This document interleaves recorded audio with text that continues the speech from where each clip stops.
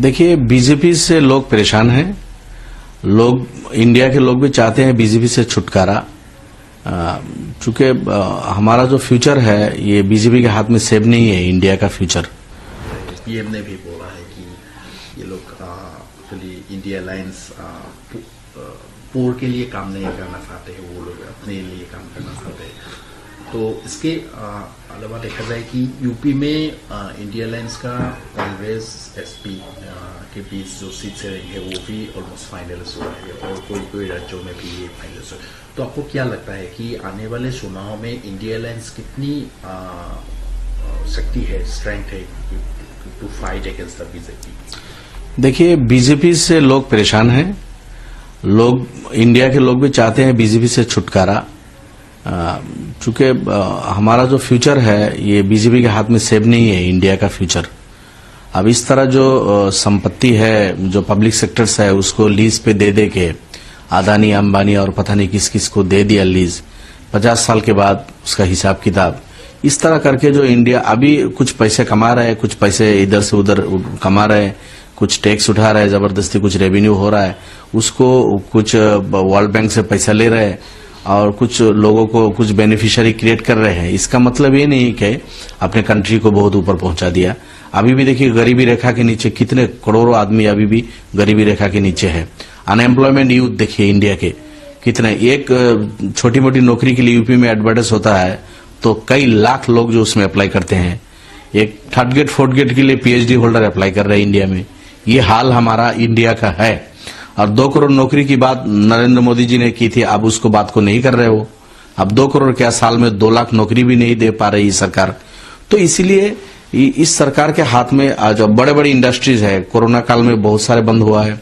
अभी भी देखिए इंडिया में कहाँ कोई इंडस्ट्रीज है, कहाँ इन्वेस्टमेंट है बाहर वालों का। तो इस तरह अगर आप लेंगे तो हमारा फ्यूचर मुस्तकबल बहुत खतरनाक है। बीजेपी के हाथ में इंडिया का डेमोक्रेसी भी सेव नहीं है, इंडिया का इकोनॉमी भी सेव नहीं है।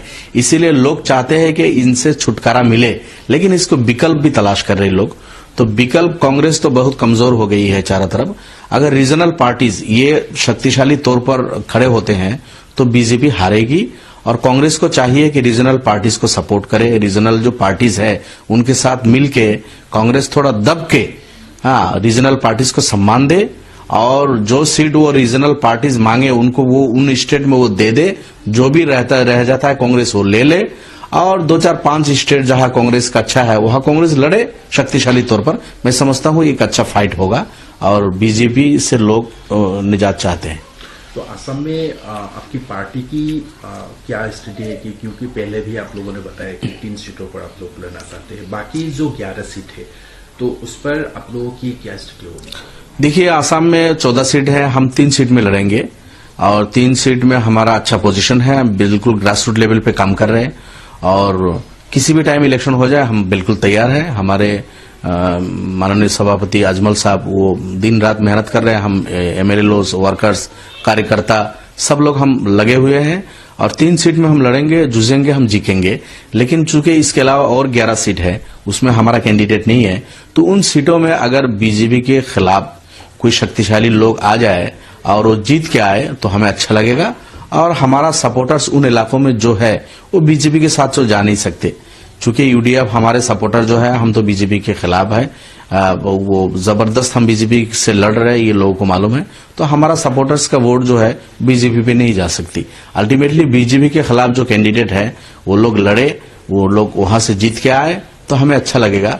लेकिन दुर्भाग्य है आसाम में जो यहाँ कांग्रेस है, इनको जो मेहनत करनी चाहिए, जो पॉलिसी अडॉप्ट करना चाहिए वो नजर नहीं आ रहा है। इसलिए हम थोड़ा सा यहाँ उन सीटों को लेकर चिंतित हैं।